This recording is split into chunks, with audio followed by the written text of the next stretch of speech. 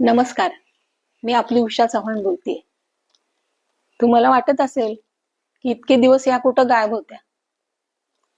आज 7 दिवसांनी 3 महिने होतील. मी माझा जीवन गौरव पुरस्कार तिकडे दिघे साहेबांच्या आश्रमामध्ये ठेवून आलेली. त्यावेळेस माननीय उपमुख्यमंत्री एकनाथजी शिंदे यांनी मला प्रॉमिस केलं. सगळ्या गोष्टी मला विचारून घेतल्या. कायदेशीर जे जे काही पॉइंट होते त्यांना ते सगळे माझ्या मुलाने सांगितले, मी सांगितले. आणि ते ऐकल्यानंतर त्यांनी मला प्रॉमिस केलं, उषाताई तुमचं मी काम करणार कुठल्याही परिस्थितीत. ह्या अख्ख्या महाराष्ट्राने बघितलेलं आहे. नवीन आपल्याला काही सांगायला नको. परंतु त्यांना माहिती आहे की नाही काय मला कल्पना नाहीये.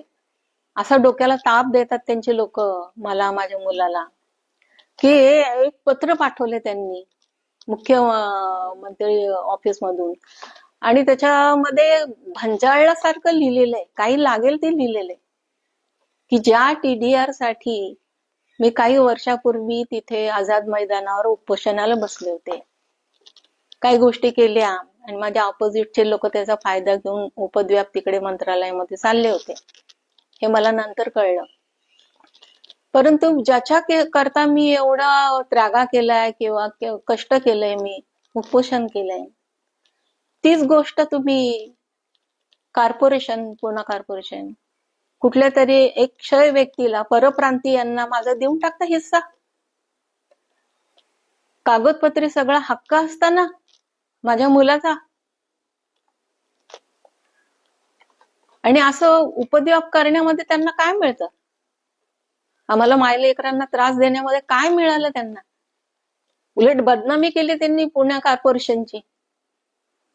काय अधिकार आहे हो तुम्हाला आमचा TDR द्यायचा लोकांना?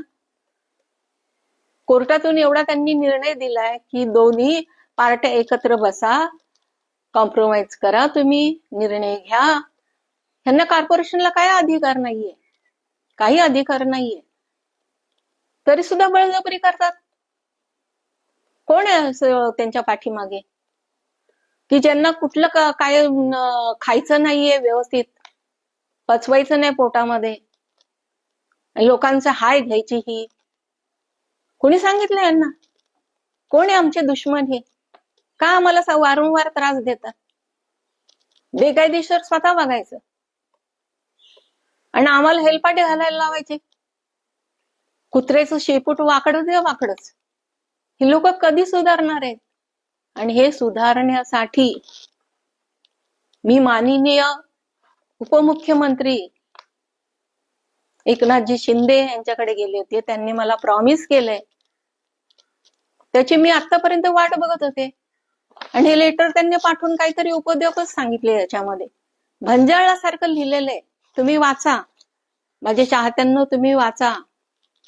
त्यामुळे तुम्हाला कळेल हे करायचं का ते करायचं, ते करायचं हे करायचं.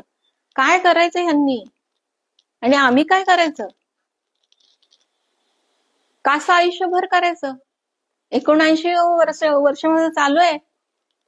आता दहीहंडीला मला 80 पूर्ण सुरू होईल. का माझे हाय घेतात ही लोक? आणि काय मिळणार आहे? आणि काय हा दुष्टपणा? राक्षसांचं असल्यासारखं राज्य वाटतंय आता सध्या. मराठी माणसाला जगवायचंच नाही का यांनी? परप्रांतीयांना देत बसायचं आमचं हक्काचं, जे कष्टाचं आहे, जे आमचे अधिकार ज्याच्यावर आहेत. तुम्हाला काय अधिकार आहे आमची गोष्ट लोकांना द्यायची? तुम्ही तुमचंच पत्र वाचा. हे कसं भंजाळल्यासारखं लिहिले ते. हे करू का ते करू, ते करू का हे करू, असं तुमची परिस्थिती झालेली आहे. आणि हे मला आज बोलायचं कारण हे की अजून 7 दिवसांनी 3 महिने होतील. मध्ये एकदा त्यांचे PA, 1 नंबरचे जे PA आहेत, त्यांचा फोन आला होता. 10 दिवसाच्या आतमध्ये मीटिंग ठेवतो. त्यानंतर त्यांचा फोनच आला नाही. त्यानंतर मंगेश देसाई यांना पण आम्ही कॉन्टॅक्ट केलं की तुम्ही एकत्र बसवा आणि निर्णय द्या आम्हाला. कारण 154 खाली UD मिनिस्टरांना अधिकार आहे. म्हणून आम्ही तिथे गेलो. त्यांना आम्हाला डोक्याला ताप द्यायचा नाहीये शिंदे साहेबांना. काय अधिकार नाही, हा आमचा हक्काचा गोष्ट आहे. आणि हक्काच्या गोष्टीला कुणी डावलू नये असं मला वाटतं. आज शिंदे साहेबांच्या कानावर जावं म्हणून मी आज पुढे परत आलेली आहे. आणि माझ्या चाहत्यांना कळायलाच पाहिजे ना की काय प्रॉब्लेम आहेत ते. आज मी तुम्हाला पत्र ठेवलेले ते वाचा तुम्ही. काय कसे उपद्व्याप करतात हे लोक, आणि आमचा अधिकार आहे की नाही हे पण वाचा तुम्ही. अर्धा त्याचा हिस्सा, अर्धा आमचा हिस्सा, मधलं जे काही वादविवादाचं आहे ते ठेवा ना तुम्ही. पण आम्हाला सर्टिफिकेट द्या.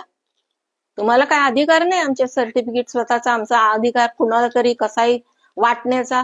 काय खीर आहे का काय कुणाला लागेल त्यांना वाटायची?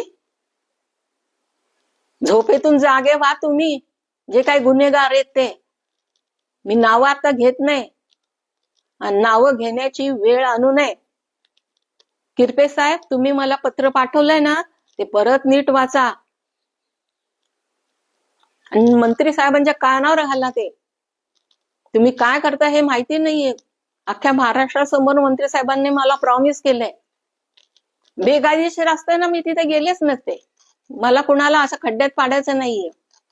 कुणाचं वाईट चितलं नाही मी आयुष्यभर, आणि कधी वाईट चितणार नाही. पण माझे हाय कोणी घेऊ नये.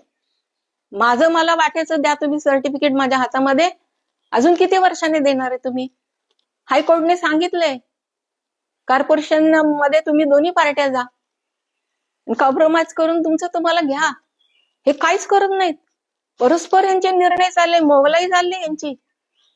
परप्रांतीयांच्या हातामध्ये देण्यानं मराठी माणसाला साप झोपवायचं. पण आम्ही झोपणार नाही, आम्ही झोपणार नाही. मी शेवटपर्यंत झोपणार नाही.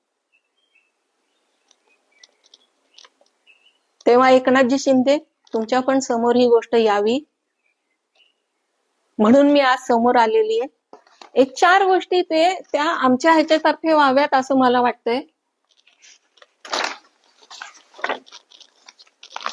आणि ते तुम्हाला पण, माझ्या चाहत्यांना पण मान्य होईल. गेलं रे ते.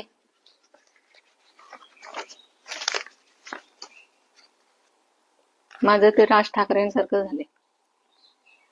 माझा टीडीआर हक्क तात्काळ द्यावा. माझा टीडीआर कोणाची कृपा नाहीये मला देण्याची. तो माझा कायदेशीर हक्क आहे, आणि तो हक्क कागदपत्राद्वारे स्पष्ट असताना तो देण्यास विलंब होणे अन्यायकारक आहे. मी महाराष्ट्र शासनाला, संबंधित सर्व अधिकाऱ्यांना नम्रपणे ठाम विनंती करते. 17 मे 2026 रोजी दिलेल्या आश्वासनाचा तात्काळ मान राखावा. माझा टीडीआर कोणत्याही विलंबनाशिवाय तात्काळ प्रदान करा. आम्ही कोणाकडूनही अतिरिक्त लाभ मागत नाहीये. जो आमचा हक्क आहे तो आम्हाला तात्काळ द्यावा, ही विनंती. बघा, तुमच्या मनात काय मराठी माणसाविषयी येत असेल ना, तर कृपा करून करा. आमचे हाय खाऊ नका. जय हिंद, जय महाराष्ट्र.